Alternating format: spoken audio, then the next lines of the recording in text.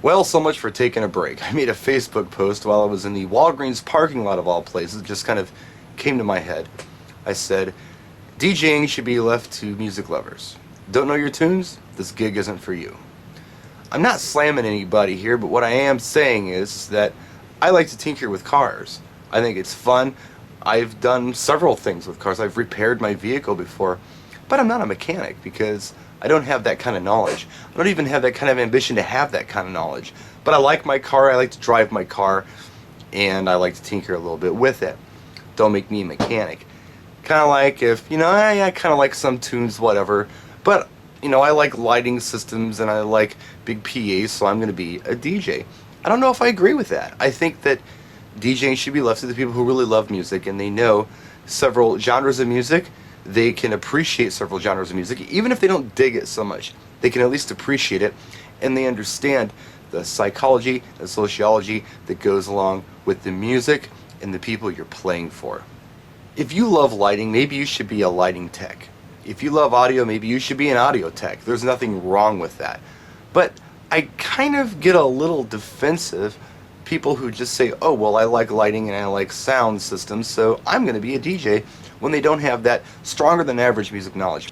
Yeah, I do believe that anybody could look at the Mobile Beat Top 200 and with a little common sense could pull off a wedding reception.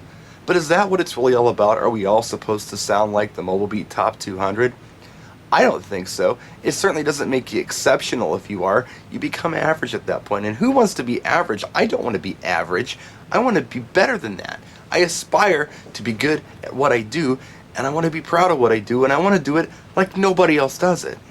Our friend Joe from the CrossFitter Show chimed in on the thread, and he said, if you're not feeling the music, you shouldn't take the gig. You have no business playing music that you're not feeling.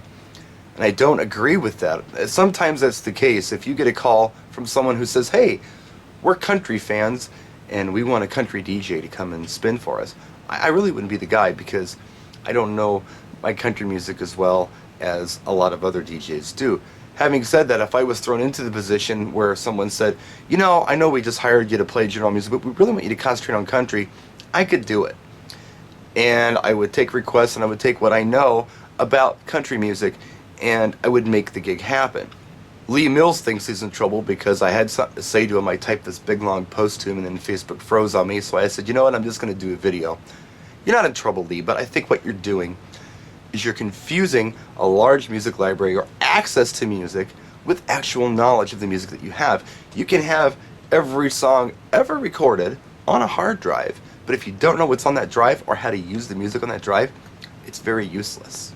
Case in point, Saturday, I was doing video bar at Potawatomi. I did it Friday and Saturday, did not gig log it. I was too sick to gig log. I was feeling so terrible. I just got back from LA. I was barely able to, get there and set up and DJ, let alone videotape it. So I didn't bring the camera, but Saturday night was full on, no joke, deep urban stuff. Now, if you know me, I really don't like new urban music at all. I know it, but I don't like it.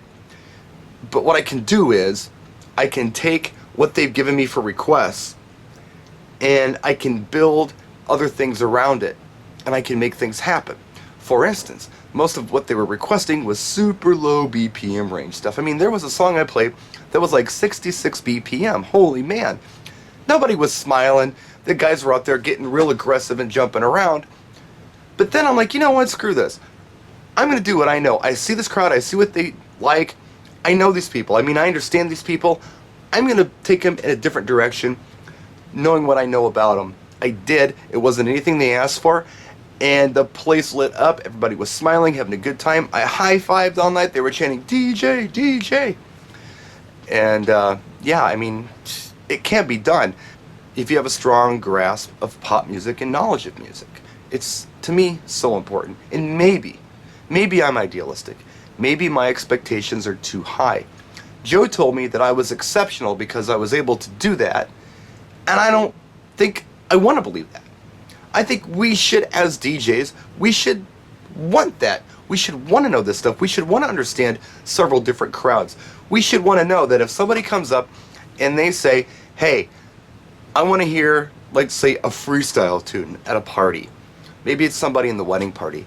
Well, you're going to have to know how to bridge your current top 40 set to a freestyle tune going back, I don't know, maybe 25 years. So you got to have some musical knowledge on, just getting to that point. And then after you get there, if they're feeling it and you've actually hit a hot spot and you've surprised some people and you've brought them back to a place they haven't been in a long time, see, they've forgotten a lot of stuff that happened back then. So you need to know you can take them on a real journey if you know your tunes. And you can build tunes around that one request before and after and really surprise people. And be the DJ. Be the guy who knows more about the music and how people respond to it than anybody else in the room, better than anybody else in town if you can. That's what I think it's all about. So that's it. That's my video. Practice and enjoy.